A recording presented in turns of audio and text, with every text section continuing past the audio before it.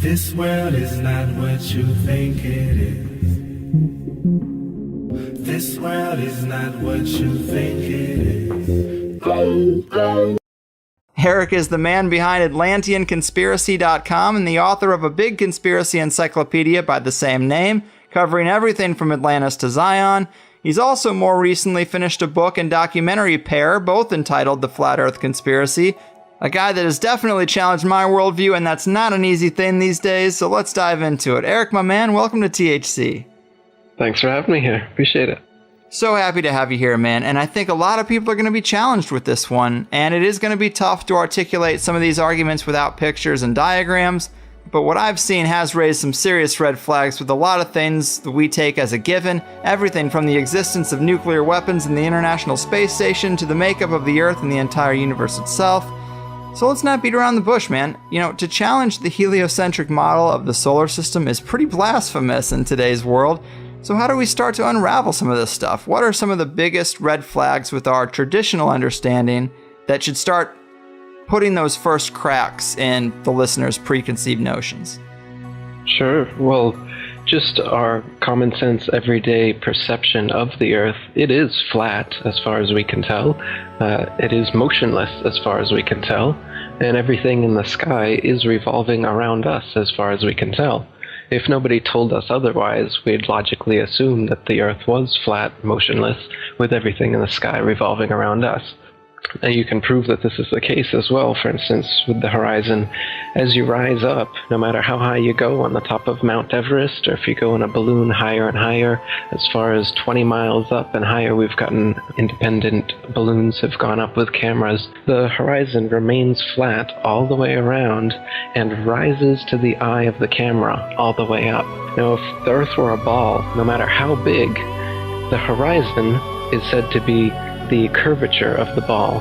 So as you rose up, the horizon would stay where it was, and you'd have to look down if you're in a hot air balloon, down further and further as you rose up, and the horizon would be below you. But in fact, as high as any non-NASA, RASA, or other Freemasonic space agency has ever shown us, as far as any independent camera has ever gone up with an independent rocket or balloon, as far as 20 miles up, totally flat and rises to the eye of the observer. So that's one proof. Of course, you can measure curvature if it actually existed. They say the ball Earth is 25,000 miles in circumference, and using spherical trigonometry, it figures out to 8 inches of curvature per mile squared. The mile is squared, so for 2 miles, it would be 2 times 2, 4 times 8 inches, 32 inches. And for the third mile, it's 3 squared, which is 3 times 3, 9 times 8 is 72. So you're going 8, 32, 72, 128 inches, and so on. And this is the kind of curvature that would exist on a ball. And specifically on a ball 25,000 miles in circumference, as they say it is. So you can check with theodolites and telescopes and different methods, lasers, to see if the Earth actually does have that curvature. And it's been tested over and over again and found to have no curvature whatsoever. So I mean, even if they had the number wrong and it was 100,000 miles in circumference, there would still be calculable, measurable curvature that just isn't there. The only place curvature exists is in NASA photos and videos, and those can be proven to be CGI fakes, and the early ones were literally taken through a round window to make the Earth appear round. An old reel received by mistake.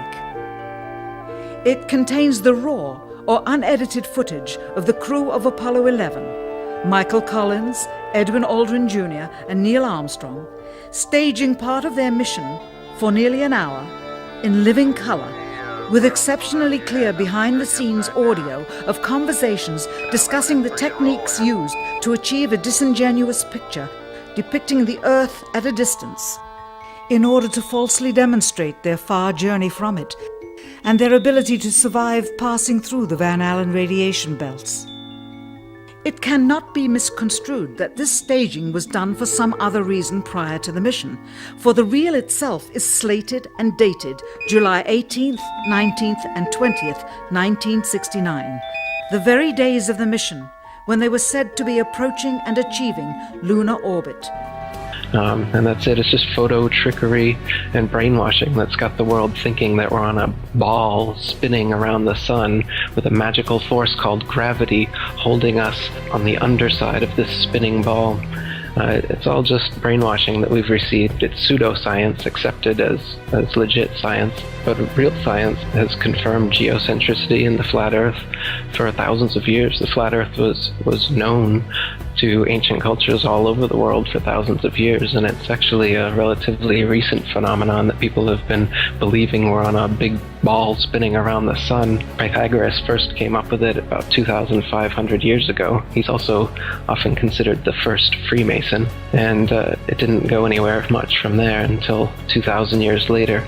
Copernicus picked up where he left off, another Jesuit Freemason, and he really picked things up, and Kepler and Galileo and Newton, and now Einstein and NASA, Sagan and Neil deGrasse Tyson, all these people, they're all part of this Freemasonic club that is building a pseudo-scientific worldview to indoctrinate the slave class so that we can be propagandized into doing anything. This is basically the biggest thing you could possibly lie about. So the psychopaths who control society are interested in world domination. The best way to brainwash the whole world is to lie to the whole world about what the world is. What is the earth under your feet? What is in the sky above your head? Where did we come from? You know, it's now, this lie has now evolved into a Big Bang evolution, heliocentric spinning ball cosmology, when in reality, we're not a cosmic accidental sneeze, nothingness turned everything. This is quite obviously intelligently designed, this thing we're experiencing here, this life, this universe. I can't believe anyone in their right mind can look me in the eyes with a straight face and say, no man, it's all random. This is all just random. But people do. Yeah, right. I think you make a lot of great points, man, and I think the curvature argument is pretty damn strong. And I pulled this off your website in the comments section because, to your credit, you spend a lot of time writing thorough answers to questions and responses to critics, and that's where a lot of my questions got answered. And so here's a little more detail about the curvature argument from your site. It seems like lighthouses are one great example. This first one you have is the Isle of Wight Lighthouse in England. It's 180 feet high and can be seen up to 42 miles away, a distance at which modern astronomers say the light should fall 996 feet below the line of sight. Why can you still see it? And then you have several other good examples in the lighthouse department, but another one worth mentioning that people be familiar with is the Statue of Liberty. It stands 326 feet above sea level, and on a clear day can be seen as far as 60 miles away. Now, if the Earth was a globe at the dimensions that they give us, that would put Lady Liberty at an impossible 2,074 feet below the horizon. These examples seem hard to rectify unless there's some obvious answer that I'm missing, but I would say this is a pretty compelling thread of evidence, my man. Yeah, the distance at which the light from lighthouses can be seen at sea is just way too far for the Earth to be a ball 25,000 miles in circumference. Another great example is the Notre Dame Antwerp spire, standing 403 feet high from the foot of the tower, with Strasbourg measuring 468 feet above sea level. And so with the aid of a telescope, ships can be seen on the horizon, and captains declare they can see the spire from an amazing 150 miles away. If the Earth were a globe, however, at that distance, the spire should be an entire mile, 5,280 feet below the horizon. So there's a lot of examples like this where you've got a whole mile, say, that the light should be below the horizon. You should not be able to see it. And even light refraction that the naysayers try to bring up can't account for it, as it can only account for 1/12 of whatever the original distance is.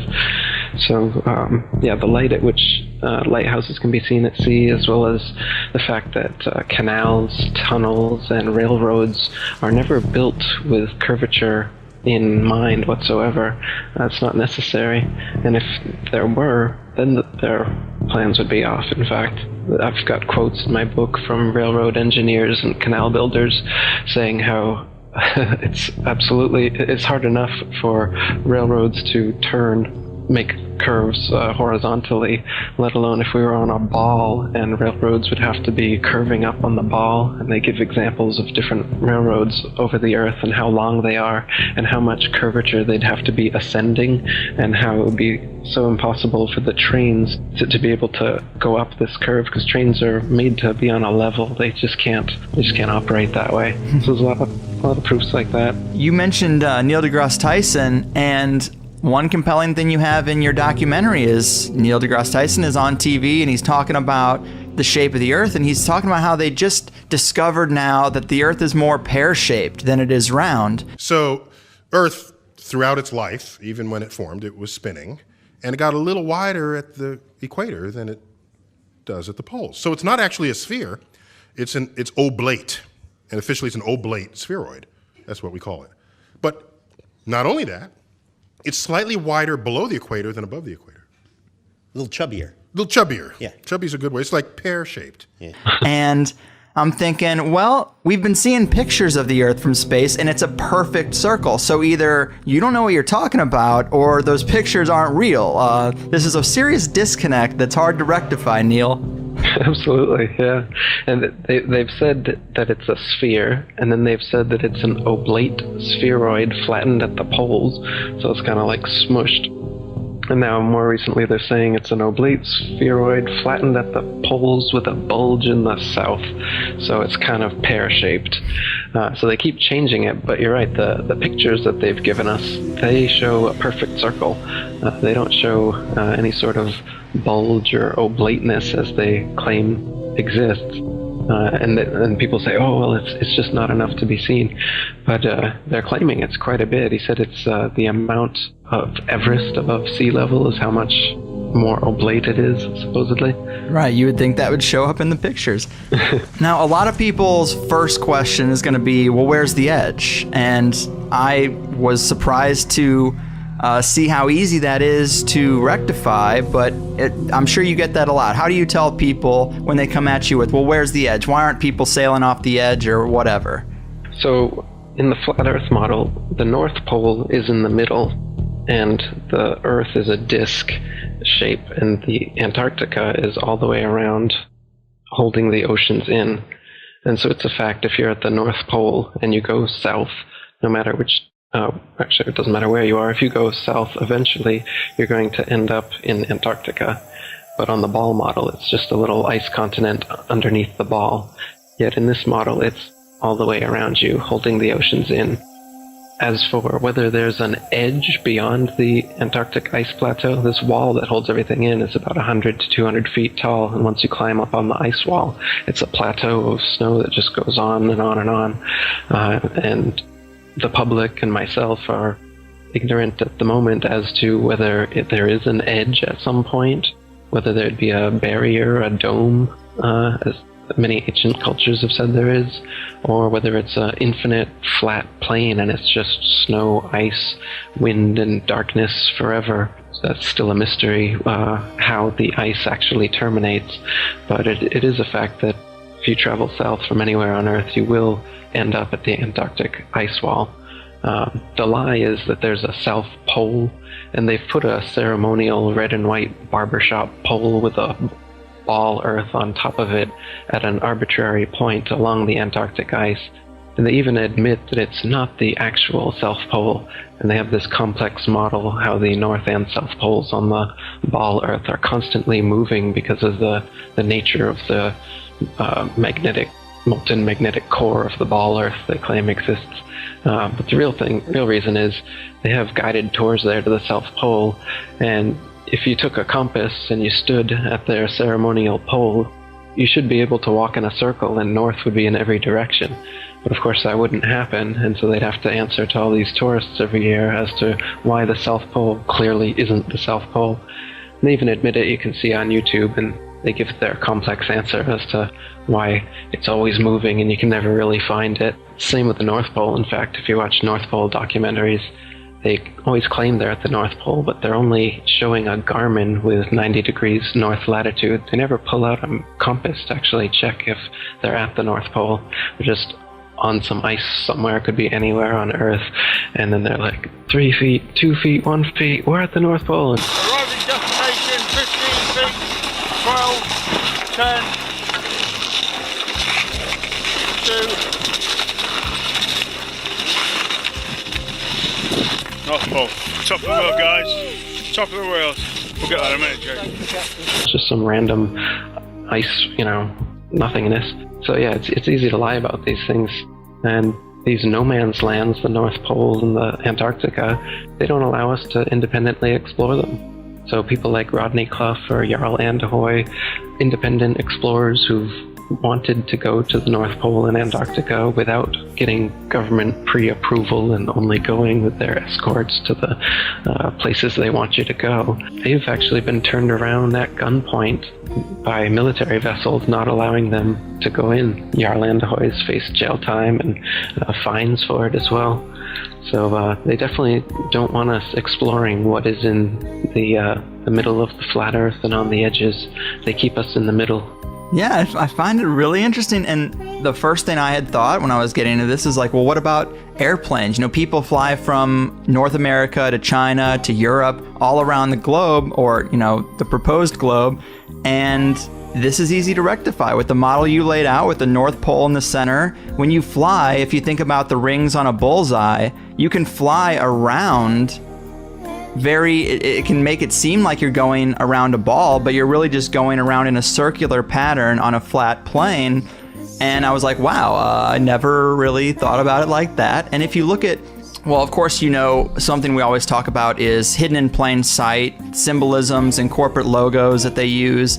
And if you look at the UN flag, this is exactly the model you're proposing. And it even has an overlay of like a bullseye pattern that shows you the overlay is exactly how planes would fly around or how ships would navigate around. But it's really odd that the UN flag would take up the exact same composition or damn close to the flat Earth model. Yeah, the UN flag is a flat Earth map. You can look at it. It is not a ball Earth. It's a flat Earth. And the bullseye you're talking about that's over it, if you count the number of holes they've got there in the bullseye, there's exactly 33. So what they've got is a flat Earth divided into 33 sections. And I'm sure you're aware that 33 is a significant occult number, especially among the Freemasons, who are the ones in charge of this whole deception, as I said, from all the way back to Pythagoras, the first Freemason who thought up this ball Earth theory, through Copernicus and Galileo and Newton and right up to today, Neil deGrasse Tyson, etc. So the Freemasons in the UN, the Freemasons in NASA, these are the people who are doing this, and they put their symbology right out there by having the UN flag be a flat Earth divided into 33 sections right in our face. And meanwhile they laugh about the flat Earth. It's got to be the most ridiculed position ever. And you got to think there's a reason for that. Why is the concept of flat Earth or being a flat earther so ridiculed? I have a flat Earth comedy special I made, and you can see Obama saying over and over again the flat Earth, ridiculing them, making jokes about them in his speeches. And I mean, these aren't just off-the-cuff remarks. These are things that are being written into his speeches. So why are they doing this? Why are they making sure that people know that the flat Earth is something to be ridiculed? I agree with you on that. I thought that was pretty hair-raising because typical people have to assume that the model of the Earth is so rock solid that the flat Earth idea is so far past that it isn't even on the radar. It shouldn't even be worth mentioning, considering conventional science. So it is rather odd that is Obama's go-to. Like, he's talking about how he wants to create progress, and he's like, we can't have every debate. We don't have time for the Flat Earth Society. And everybody cheers like, yeah, we don't need to have that fundamental of a debate. And it just struck me as kind of spooky. If I say that the world is round and someone else says it's flat, that's worth reporting. But you might also want to report on a bunch of scientific evidence that seems to support the notion that the world is round. We don't have time for a meeting of the Flat Earth Society. They must have been founding members of the Flat Earth Society. They would not have believed that the world was round. Yeah, definitely. So you've mentioned these Masons, Copernicus, Kepler, Galileo, Newton, all the way up to Armstrong, Aldrin, and Neil deGrasse Tyson. So, I mean, if they're holding this secret, this would be the biggest secret possible. So are you putting Freemasons at the very top layer of this power pyramid? No. The Freemasons seem to be the foot soldiers who do all the dirty work, but they're definitely part of a grander scheme involving the Vatican and Jesuits and world royalty and other secret societies. So there's definitely a big network. I don't know. I think people like to kind of debate semantics about the tippy top of the capstone of the pyramid, and I don't know that there even is such a thing, or if we would ever get to it from the outside. But I think it's definitely, world royalty, the Vatican, the Freemasons, and the whole secret society network of, Bohemian Grove and Skull and Bones and all these other organizations. They're all interlinked in some ways through the whole corporate, banking, military, industrial structure. The thing's pretty well interwoven. Every country is a tax farm. There's nowhere on earth you can go to get away from paying taxes and obeying government laws, right? So, they make it sound like America and Russia are sworn enemies, or North Korea or Iran or whatever. They're always giving us boogeymen, but the real boogeymen are all the governments and the people who work for governments. They're all mafia organizations in the sense that they couldn't exist and wouldn't exist if it wasn't for the violence and coercion they use to steal tax money from their populations. Whether it's a democracy, socialism, communism, fascism, every ism involves taxation, forced stealing money from the population to fund the bureaucracy that continues stealing money and writing laws and imprisoning the population, and then making more money off of imprisoning the population, as they do in America with the private prisons, and profiting off the inmates' labor and whatnot. So they've got a big profit margin going here for this scheme, and it's really well interconnected. And to debate about the tippy top all the time, as many conspiracists like to do, I think it's more important to just see that this is a huge network, and it encapsulates literally everything that the conspiracy encyclopedia, has. Yeah. Great points, man. I don't think anyone would disagree with that here. You talked about Antarctica, of course, and people going there and getting turned away at gunpoint. But what about, say, the early explorers? Do we get any indication that the composition is the way you've described from the early explorers who tried to get down there or tried to sail around Antarctica or anything like that? Yeah, the early sailors that went to the Antarctic, like James Clark and Captain Cook, they spent years trying to find an inlet into the Antarctic ice.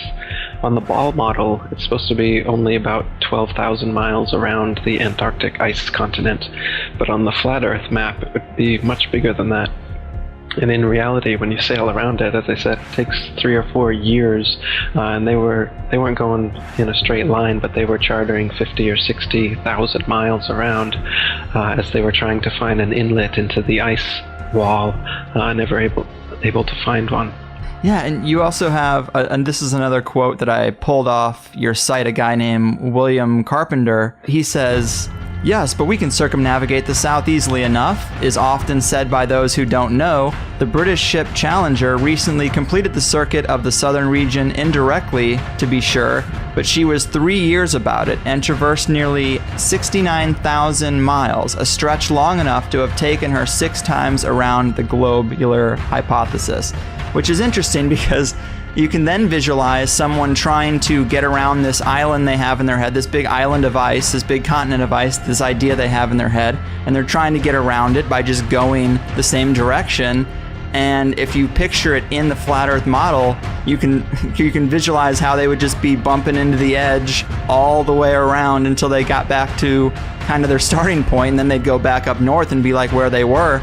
And to them, they think they went around a big continent, but they did exactly the opposite and went on the inside of a giant edge. And I thought that quote was pretty interesting.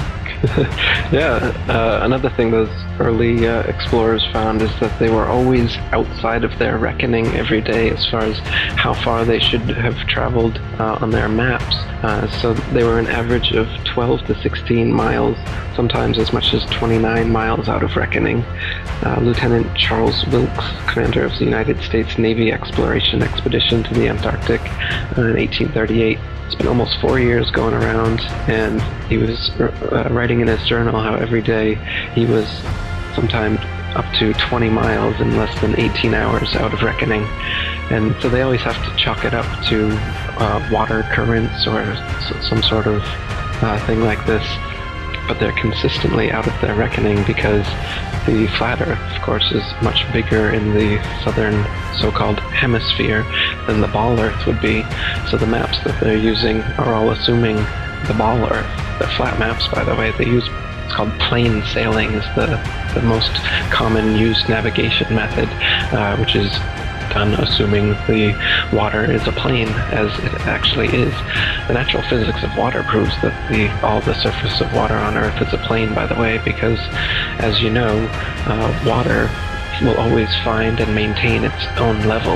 So if it's dammed up and then released, it will rapidly rush off in all directions until it remains level.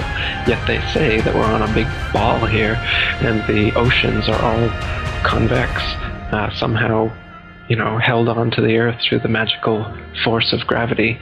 Yet we can see with our eyes, and we know through physics, that water maintains and always is level.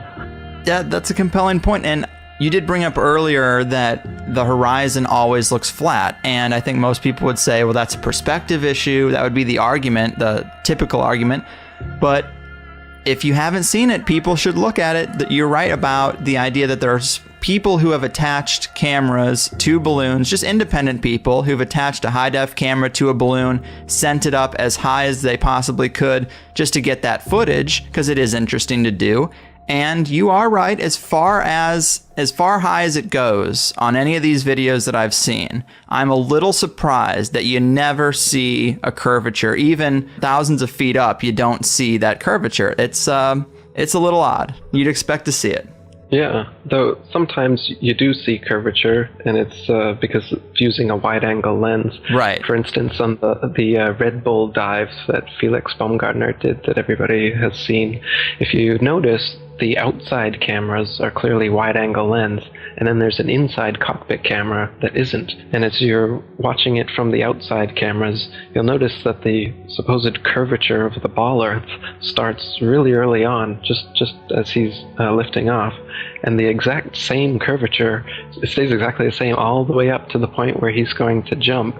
So the curve is the same, but his altitude has risen by many, many miles. The reason the curve is the same, of course, is because it's a wide-angle lens effect. It's not actually the curve of the horizon. It just seems that way. Right. And that's proven by the inside camera, which, as the door opens, you can see the horizon out that inside camera. It has risen to the eye of the camera. As I said, on a ball Earth, you wouldn't open that camera and have the horizon right at eye level in front of you, no matter how big the ball was. That effect can only happen on a flat plane, and you can see in that dive shot that the inside camera, the horizon is completely flat. Mm-hmm. Then it goes to the outside, and you got a huge curve. But when you're looking at some of the amateur balloon footage, some of it's lens corrected, and it's completely flat.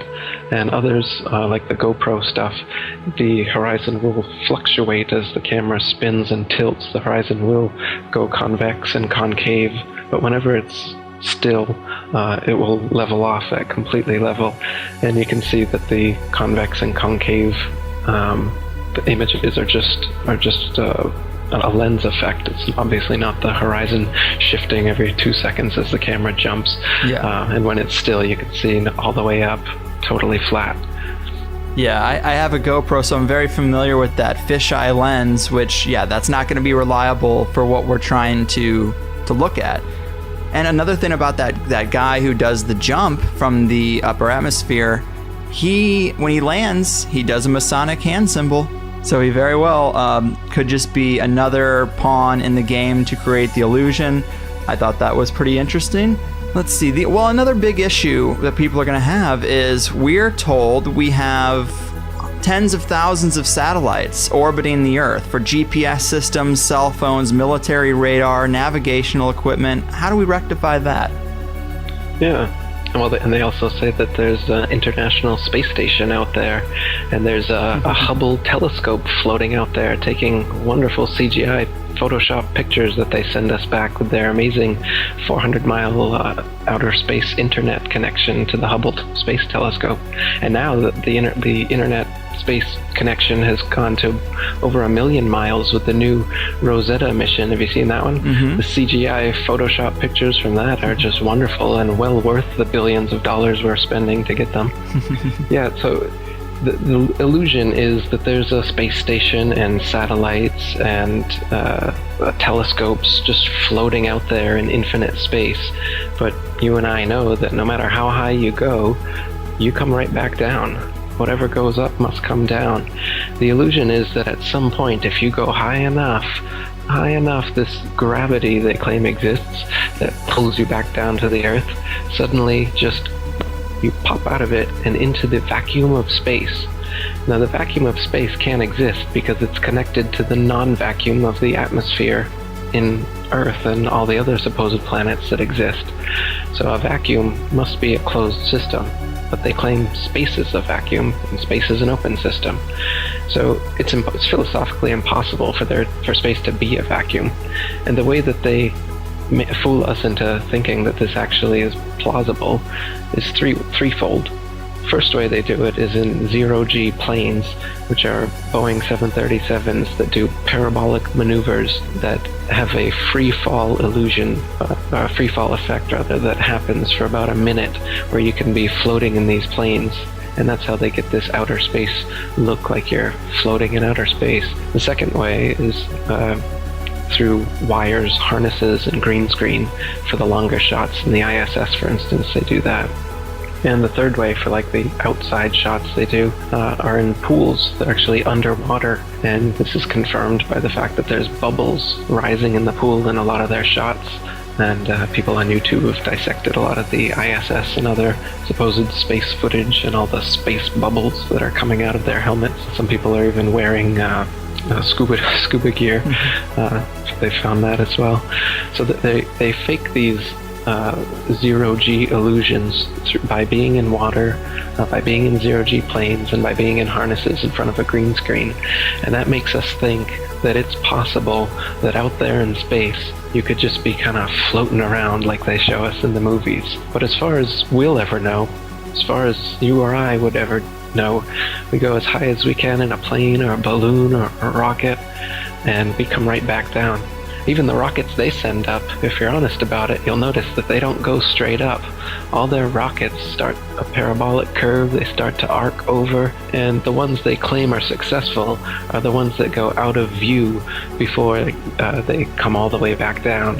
And if anybody asks, why do they always curve over like that? They just say that they're going around the curvature of the ball Earth, and they'll reach escape velocity soon. And at some point, they'll just pop right out of the gravity, and then they'll be floating, which is another problem, because if you were in a vacuum and you were using rocket thrusters or anything to thrust yourself forward, you wouldn't go forward or in any direction you wanted to. You just spin wildly out of control like a gyroscope in 360 degrees in 3 dimensions, spinning wildly. You don't go anywhere that way. So the whole idea of space travel is a big joke. It's all science fiction. Yeah, the other thing I thought was really compelling about the satellites is you talk about just go on Google and do an image search for satellites. A lot of the stuff you see is going to look pretty archaic considering modern technology because they've been using the same model for so long. But almost everything, well, if this model is to be true, it'd have to be everything. But everything you see looks CGI, or it looks like a little computer graphic of a satellite, where are the pictures of Earth with 20,000 satellites orbiting it? If we have an International Space Station, can't you get a photograph that has all these little dots that should look like lice all around the Earth's outer atmosphere? That's one issue, but also the temperature. They tell us the thermosphere is 2,000 degrees Celsius. Well, what metal is going to be able to withstand that kind of heat? What computer can survive in that environment? Yeah, that's right. Those are two more good points for why satellites, well, we shouldn't just assume that these things exist just because people say they do. If you want to be scientific and you want to be a real skeptic, you want to be a critical thinker, then you should only accept things that you can verify with your senses and with evidence yourself. So, people think it's crazy to believe that satellites don't exist. But really, it's crazy to believe that satellites do exist when you have no evidence and can never verify it for yourself. Just like these space programs and space telescopes and all these other things that we will never confirm. As far as we know, if I go up on a plane and I jump out, I'm coming back to Earth. Doesn't matter how high I go, I'm not going to start floating at some point like they claim happens, and has to happen if there are satellites out there. But as you said, if you look at the pictures of satellites and the pictures that these satellites are supposedly taking, they're all CGI. The satellite itself is fake. The pictures of the Earth look like cartoons. They claim almost all of them are composites, which is their word. They say that they receive ribbons of imagery from satellites, which is their term they use to tell us, why we don't just get a friggin' photograph. So they say we get ribbons of imagery, and then they have to splice the ribbons of imagery together in Photoshop. So they even admit, NASA workers themselves have admitted that they have to use Photoshop on the satellite images. It's just how the data is received, and so, that's how it is, man. Yeah. NASA's Rob Simon made this. Simon's job is... It's primarily taking data and making pictures out of it. That's what this is, a composite of data sets from several different instruments translated into a picture. So we actually had to take clouds out. They stashed the clouds for later, went onto the ocean. That came from an instrument that measures phytoplankton in the sea. Where it was low, I colored it dark blue because they're low mostly in mid-oceans.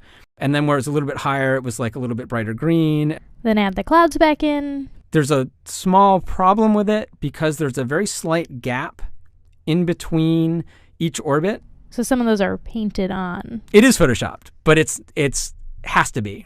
Then there was another layer to sort of simulate the atmosphere. And then there's this little bright spot. It's called the specular highlight. So it's the reflection of sunlight off of water. Those are the pieces, but you can't just slap them all together. It just didn't look realistic. It looks kind of flat, or the clouds are sort of too see-through. So I just hit Command-Z a lot. There's artistry to creating the world. What I imagine it to be. Unfortunately, I'm not an astronaut. I've never been to space.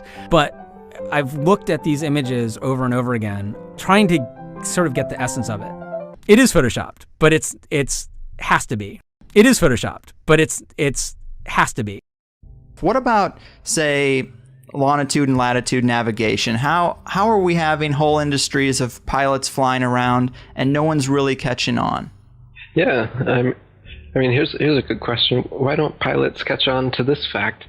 If the Earth was truly a sphere, 25,000 miles in circumference, curvating 8 inches per mile squared, a pilot who wanted to simply maintain their altitude at a typical cruising speed of 500 miles per hour would have to constantly dip their nose downwards and descend 2,777 feet over half a mile every minute.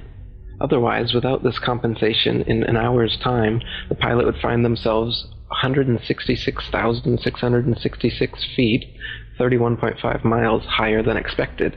You just end up flying off into outer space if you weren't constantly dipping your nose down to fly around the ball. And so, like I said, if at the typical cruising speed of most planes, you'd have to be descending half a mile every single minute. And this never happens. I've talked to pilots. Once you get to your cruising altitude, the artificial horizon maintains level. It don't touch the controls, just keeps on going. And so, I mean, the reason pilots don't figure, I'm sure some pilots figure it out, and then who are they going to tell? I mean, they're just like everyone else. Everyone else is so brainwashed that they don't think of it. And if they do, I've even heard some explanations. They claim that, that they say the atmosphere. They say the Earth is spinning over 1,000 miles per hour, and that the atmosphere is also dragged along with it. So then, if some pilot says, "Hey, why don't I have to course correct downwards all the time?" their explanation is that this atmosphere that's being magically dragged with the spinning ball Earth also magically course corrects planes so that they stay at exactly the same altitude, because they're in that atmosphere, that magical atmosphere that helps you curve around the ball Earth, man. They've got explanations for everything. Mm-hmm. And we're told that the Earth is spinning at 1,000 miles per hour, which is awfully fast, but yet, let's say a helicopter cannot just hover in the air for 12 hours, start in St. Louis, Missouri, hover for 12 hours, and land in China with the Earth spinning below it. And that is what, I would first think would be the situation. But then we're told because we're in the sphere, it all moves relative to itself, and you don't notice those changes. And see, I'm not a physicist, I'm not a pilot, and so it's hard for me to really play devil's advocate for their position. But I think about if you're in a speeding car going 90 miles an hour down the highway, you can play catch with the passenger and it feels like you're stationary. Or like if an ant is crawling around on your dashboard, whether it's going with the grain of the car or against, it doesn't really notice that effect. So it's like, I guess I would think that the atmosphere would have the same effect as the encapsulation of that vehicle moving at a fast speed. To the people inside of it, they don't notice. And I guess that's the argument. But do you find flaws with that argument? Yeah, because once again, it's explaining away your common sense and your experience, which is that you're not moving whatsoever. And so they say, yes, you are moving, silly, but you're just moving at such a constant velocity that you don't notice it whatsoever. Now, even if you're in the best Rolls Royce over the best tar, smoothly going, you close your eyes, I can still tell I'm moving, and that's not going 1,000 miles per hour, that's just going 50 or whatever we're talking about here. Let's keep it at 20. Ready? Bear in mind we're 4 ahead of us.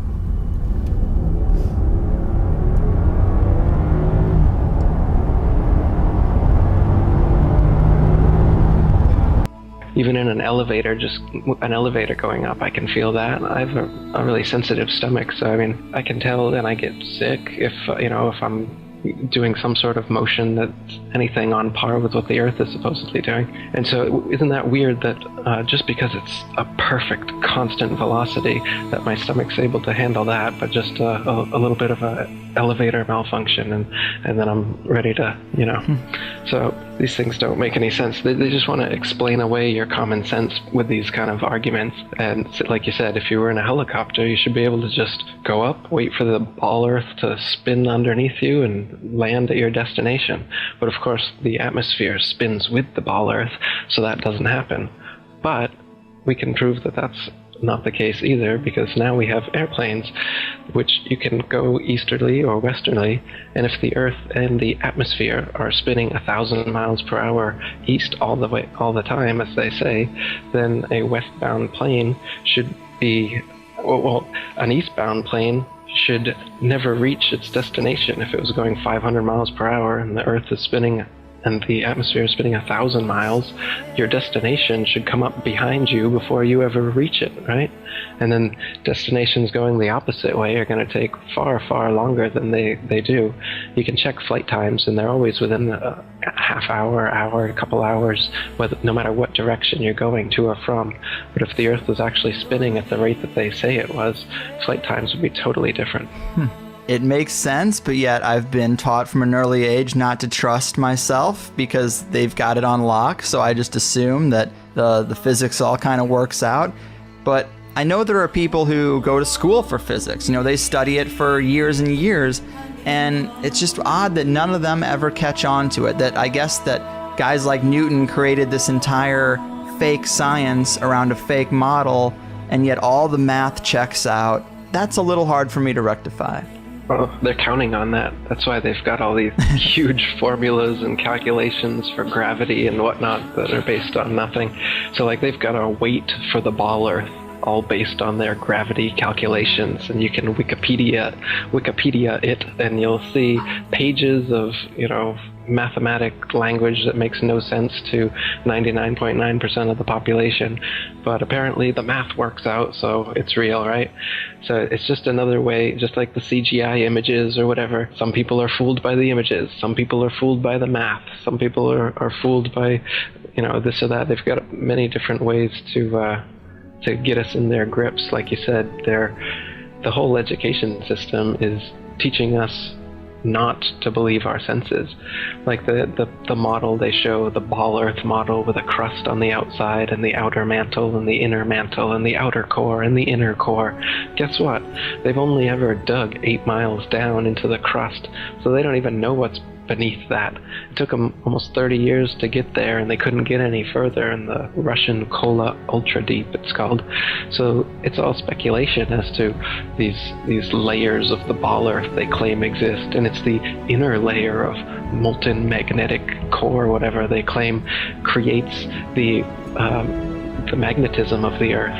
And so this is another funny thing. They claim that the core that we've never gotten to, so that can't be confirmed existed, causes a magnetic effect on the ball Earth, so that at one point at the top of the ball is a pole, and at the exact opposite point on the ball is an opposite magnetic pole. But this doesn't exist anywhere in nature. You can't find a sphere, and at one point on the magnetic sphere, it will cause another magnetic sphere to stick to it in that little point, and then and then push away from the opposite point. It doesn't exist like that. Only bar magnets can do that.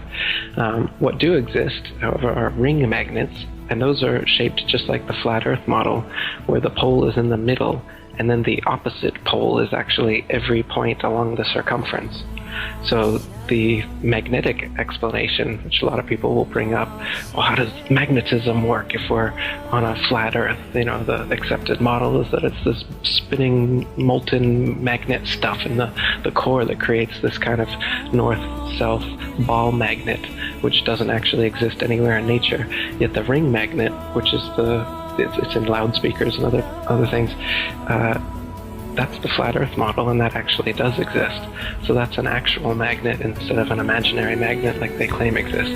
And we'll actually admit that I don't know what's under the flat Earth. We've only gone 8 miles down, and we haven't gotten to the bottom of the Pacific. All I know is, as far as we can tell, the water is completely flat, and the land is flat, other than hills, valleys, and mountains over a long period of space. There's no convex or concave curvature. It's totally flat. Yeah, and I guess you could say science is designed exactly how economics and taxes are designed. The increasing complexity makes it so the average individual just has to trust the experts. You can follow it to a certain point, but then most people say, well, that's a little bit beyond me, but there's experts out there. They know what they're doing. I'm sure that this fractional reserve banking system, this debt-based system of rule is just fine. You know, I'm sure the taxes I'm paying are totally fair. They've got the code, they got the big book.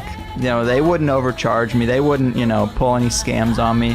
And you could apply the same thing to, of course, science, but it's just to what degree? This is a really far out degree.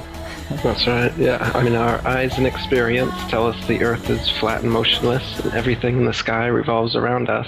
But when we cease to believe our own eyes and experience, we have to prostrate ourselves at the feet of these very pseudoscientists who are blinding us, treat them as experts, astronomical priests who have special knowledge only they can access, like the Hubble telescope.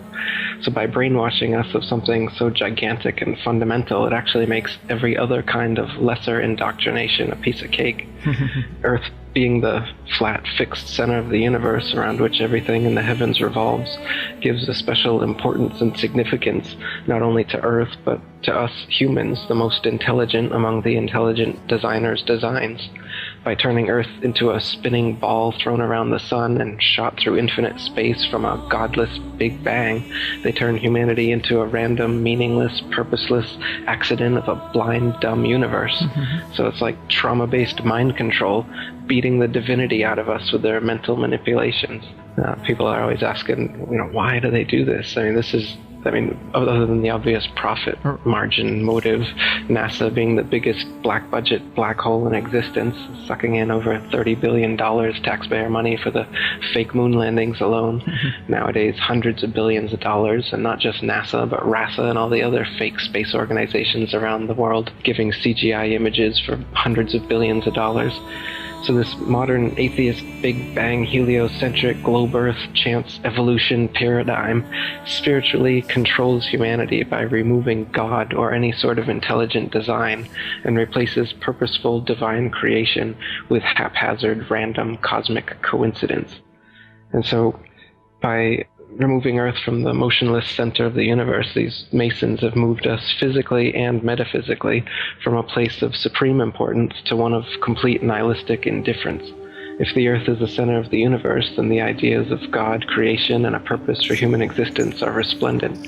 But if the Earth is just one of billions of planets revolving around billions of stars and billions of galaxies, then the ideas of God, creation, and a specific purpose for Earth and human existence become highly implausible. So by surreptitiously indoctrinating us into their scientific materialist sun worship, not only do we lose faith in anything beyond the material, we gain absolute faith in materiality, superficiality, status, selfishness, hedonism, and consumerism. If there's no God and everyone's just an accident, then all that really matters is me, me, me.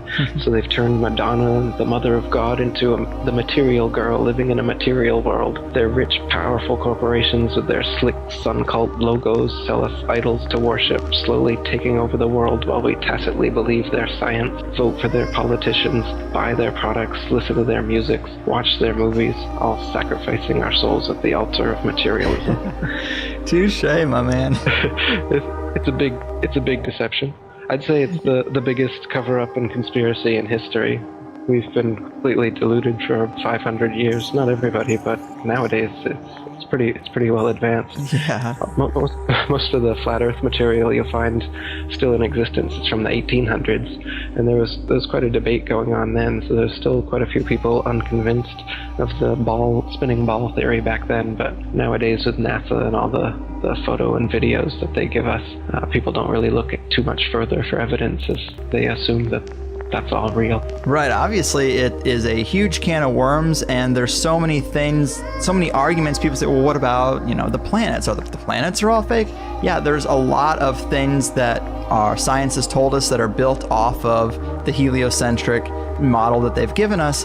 And I think that if there's any unanswered questions by the time we're done here, if people go online and take their question and they look it up on either the comment section of your website, or I was very surprised to see how many people really are questioning the heliocentric model online. I thought it would be far less, but if you take the question you may have and you ask it to the so-called experts on the idea, they will have an answer for you. And I guess I would say challenge yourself to try to stump one. Challenge yourself to try to come up with something that they can't explain, and then say it's bullshit. But until then, maybe you should keep an open mind. And before we do go too far into it, give us a clear mental picture, if you can, of what you consider the true model of the Earth and the cosmos and this whole thing to be, because obviously we're calling in the question that there are not billions of stars, there are not a bunch of planets in the solar system orbiting the sun. That's a huge ball of wax. So what is this reality? How is it structured? So if you look up at the sky with your eyes or with a telescope, you can't tell the difference between a star and a planet. The planets were always known as wandering stars, and the regular stars as fixed stars for thousands of years. Nowadays, they claim that planets are Earth-like spherical terra firma that you can walk on up there in outer space. But as far as you can tell through any telescope that we have, it's just a round dot of light up there in the sky. All the planets and all the stars, none of them can be confirmed to be some sort of terra firma that you could land on, though in their pictures from their fake telescopes, they clearly look like big ball planets that you could definitely land on, as they show you with Mars and whatnot. But that can't be confirmed, again, with your own eyes or with a telescope that you could buy. With anything that we can see, the sun, moon, stars, and planets are all just lights in the sky revolving around us. They claim that we revolve around the sun, and the moon revolves around us, and the stars are actually distant suns trillions upon trillions miles away. Now, this wasn't always that way. They've actually been reverse engineering these explanations as they go along, because geocentric flat earthers throughout the centuries have come up with good objections, such as Tycho Brahe's objection that if the Earth is a ball spinning around the sun, in 6 months' time we should be 200 million miles on the other side of the sun. So the parallax perspective, when you look through a telescope in your backyard, you can prove this, you should see some difference in the stars after 200 million miles of supposed orbit. But you can't see any whatsoever. So what heliocentrists have been saying since then is that the stars are actually, the nearest star is 25 trillion miles away, 4.2 light years. They came up with a sci-fi term to make it seem plausible. It's light years away. It's so far away that even after 200 million miles, you can't see an inch of difference in your backyard through a telescope after 6 months of supposed orbital motion. The reason that they say the ball Earth is tilted on its vertical axis 23.5 degrees is because you can see Polaris, the North Pole star, all the way to 23.5 degrees south latitude. And if the Earth was a ball, you couldn't see that because you'd be staring through the ball to look up at that star. You can see it on because the Earth is flat, of course, but you can't see all the stars at any one place from the Earth because of the law of perspective. That's why the sun seems to rise and fall in the sky every day as well, but it's actually not rising or falling anywhere. The sun and the moon maintain their altitude, and they revolve circles around the flat Earth. So we're stationary. The sun and the moon are actually the same size, just as they appear. There's another lie. They claim that the sun is 400 times bigger and 400 times further away than the moon, and that's why they just appear the same size from our perspective, but they're not. But I mean, again, with your own eyes, you can see when they eclipse, they are the same size. And the fact that they do eclipse is not quite a coincidence to happen on a Big Bang accident universe, that everything is just spinning around in space randomly. How come there's these two brilliant lights in the sky that pass each other and they're perfectly opposite? Do you know the sun's light is very different than the moon's light too? They claim the moon's light comes from the sun, it's reflected off of the sun. But if you collect the moon's light, it's actually cold. Whereas if you collect sunlight, of course, it's hot and you can burn things. The sunlight will preserve certain things, dry out meats and things to eat.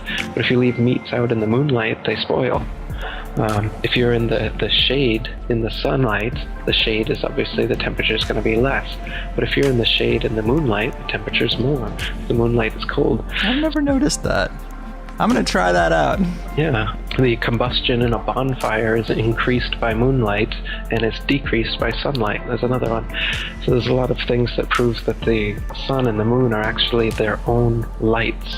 They're not, the moon is not a big ball up there in space that you can land masons on, as they claim. It's just a light, a flat round disk, and you can even see through the moon during waxing and waning cycles. The Royal Astronomical Society, even the people who are part of this manipulation, they've recorded several times that you can see stars and planets through the moon, and the astronomers that are seeing it, they're always flabbergasted about how this is possible. But it's because the moon is not physical, it's not densely physical in the way that they claim. It's just a light, so you can see through it. Just like the planets as well are just lights. That's why Pluto's not a planet anymore, because the light from it just rapidly diminished one day, and they couldn't continue fooling all the amateur astronomers that Pluto's a planet, because the starlight from it just diminished by 50%. I think that moon thing is pretty compelling. I am going to tonight see if that's true. I've never noticed that effect. I've never looked for that effect. But to think that if I get into the shade of the moon and that the moon is giving off its own light, I mean, that is pretty radically different. And I like those kind of challenges. So I'm going to try to see how that works. But I'm surprised more people haven't stumbled upon that. If the moon is giving off a cold light, I guess we just assume it's the absence of sunlight, but to shade yourself from that and be warmer, Interesting indeed, isn't it? It is.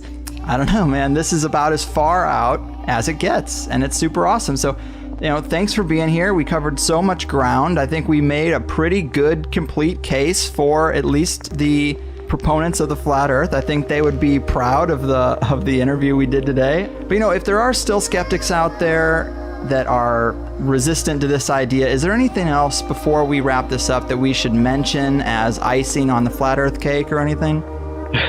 Yeah, I recommend everybody look into it, do your own research, and check out my website, atlanticconspiracy.com. My book and documentary is free on YouTube, The Flat Earth Conspiracy, and I've just restarted the International Flat Earth Research Society. You can come see some of the message board stuff we're doing over there at ifers.boards.net. Perfect, man. And I did want to mention also real quick, for people who are going to go look this stuff up, you might want to avoid the Flat Earth Society because they seem to be controlled opposition. You have a post about that, how the Flat Earth Society, the official group, they purposely sound crazy. They purposely don't answer things correctly. And when you trace back some of the people who are involved, they are Masons as well. So it seems like they might have this group set up to look stupid. Maybe avoid that. Exactly. The Flat Earth Society was set up after the International Flat Earth Research Society was set up as the controlled opposition to bring people away from that society. Charles K. Johnson, who ran that society, he had his house burned down and all of his flat earth material was burned in the fire, and he claimed to his dying day that it was done by a NASA agent who also tried to murder him. And so, the Flat Earth Society, what they do is they mix a bunch of false flat earth arguments in so that people who are considering the flat earth and trying to research it, they'll instantly come upon the Flat Earth Society material because it's at the top of all the search engines, and they'll have false arguments like instead of saying that gravity doesn't exist, as we got into a little bit, they'll say gravity exists, but it's explained by the flat earth disk constantly rising up 9.8 meters per second. And so you can imagine, instead of you falling, the flat earth is rising up, and that's what happened. Right. But again, this is a silly argument. If that was the case, then sustained flight would be impossible, and the flat earth would be rising up into planes and helicopters and stuff, crashing into them. So they present an easily refutable argument like this, and then well-meaning researchers trying to look into the flat earth find their frequently asked questions that has these bad answers, and then they just think, oh, well, this is ridiculous. And they also they make the whole thing into this big satire, and they address it cynically. So if you read some of their threads, they don't keep a serious research kind of attitude. They're always off the cuff, trying to be witty and funny all the time. So the whole thing is just made into a mockery. Yeah. They even made a mockumentary called In Search of the Edge, and they'd show it to people in public schools. They'd show it to kids, and then afterwards they'd ask them if they believed it. And then if the kids believed it, they'd then give these worksheets showing why it was wrong and that the Earth definitely isn't flat, and here's why, and then they'd start a big ball Earth unit based on it. So the Flat Earth Society has been involved in these kind of fake flat Earth arguments and documentaries and everything from the get-go up until today. So so steer clear of the Flat Earth Society and come on over to the International Flat Earth Research Society.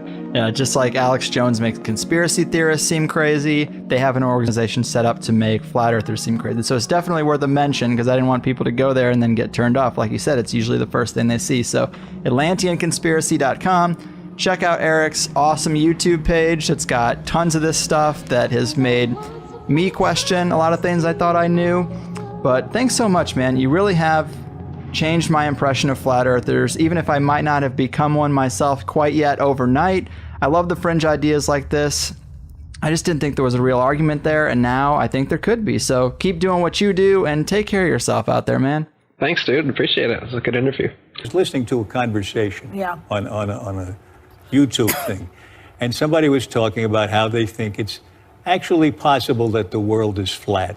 And if I were in conversation with that person, I hope I would say, well, how did you arrive at that? Tell me where'd you get that? Because there's something good about it, which is they're trying to figure out how nature works. Is the earth round or flat? What is it? So underneath it is something useful that I can identify with. We don't have to yell at each other all the time. No. Even children, especially the children of soul. This is where the...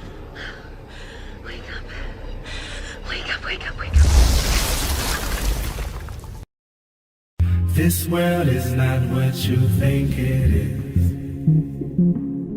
This world is not what you think it is.